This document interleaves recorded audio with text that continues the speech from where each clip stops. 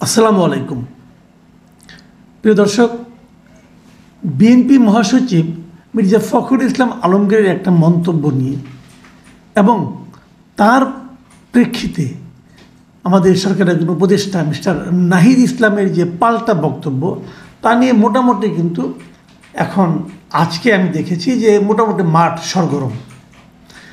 অনেকে বলার চেষ্টা করছেন যে বিএনপি এবং ছাত্ররা বুঝি এবার মুখোমুখি দাঁড়িয়ে গেল। অনেকে এটাও বলার চেষ্টা করছেন এই মুখোমুখি অবস্থানে অন্তর্বর্তীকালীন সরকারের অবস্থাটা কী হবে, সরকারের ভূমিকাটা কী হবে।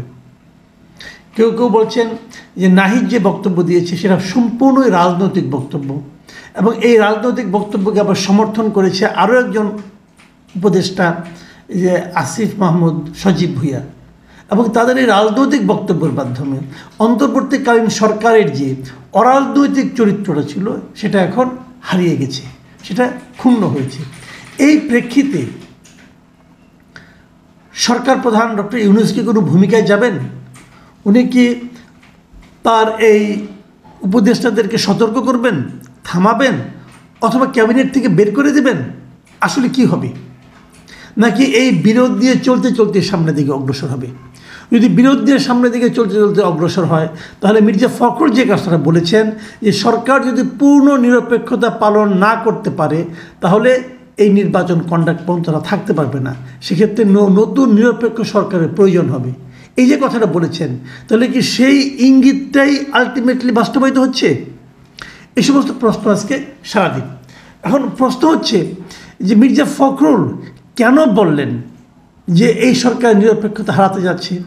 কেন উনি বললেন যে সরকারের কর্মকাণ্ড দেখে তাদের সন্দেহ হচ্ছে? কেন বললেন যেটা নিয়ে প্রশ্ন উঠেছে অলরেডি?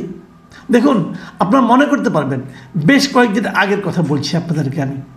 বৈষম্যবিরোধী ছাত্র আন্দোলন যেটা আছে তার একজন নেতা সার্জিস আলম উনি কিন্তু বলেছিলেন, উনি কিন্তু জাতীয় নাগরিক কমিটির মুখ্য সংগঠক, কিন্তু উনি বলেছিলেন যে জাতীয় নাগরিক কমিটি কোনো রাজনৈতিক দল হবে না, এবং ওনারা ব্যাখ্যাও দিয়েছিলেন রেজিস্ট্রেশন প্রাপ্ত যেমন দল হয় এরকম হবে না, কিন্তু জাতীয় নাগরিক কমিটি একটি রাজনৈতিক শক্তি, এবং ওনারা ডিফারেন্সটা উনি ব্যাখ্যা করেছেন যে কী রাজনৈতিক শক্তি এবং রাজনৈতিক দলের মধ্যে পার্থক্যটা কী।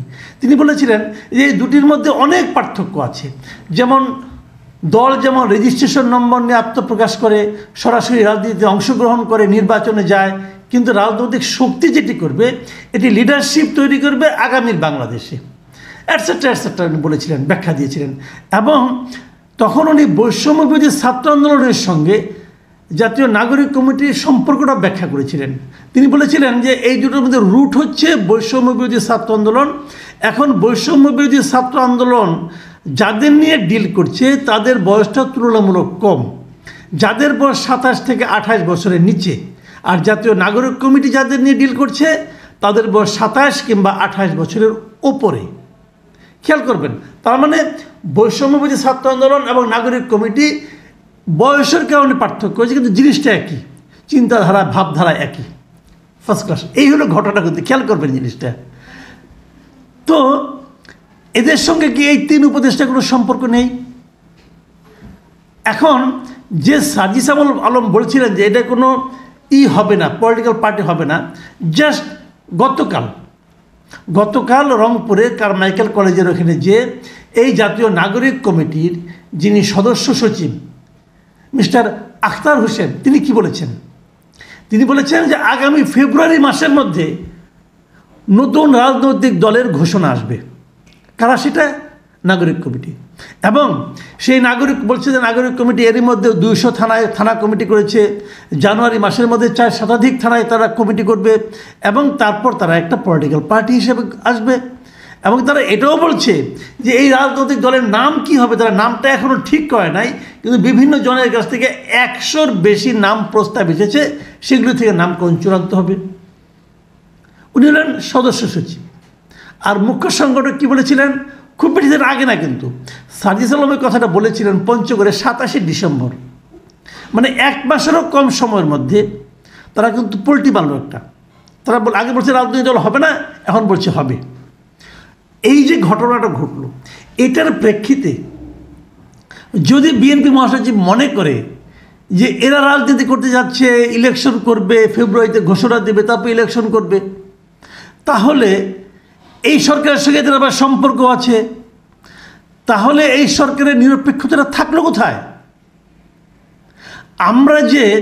আমরা যে তত্ত্বাবধায়ক সরকারের কথা বলি, যেটা আমরা সংবিধান সংশোধনের মাধ্যমে পেয়েছিলাম 96 সালে, সেই তত্ত্বাবধায়ক সরকারের মূল কনসেপ্টটা কি? মূল কনসেপ্টটা হলো নির্বাচনের সময় এমন একটা সরকার থাকবে যে সরকার প্রত্যক্ষ বা পরোক্ষভাবে নির্বাচনে অংশ নেবে না।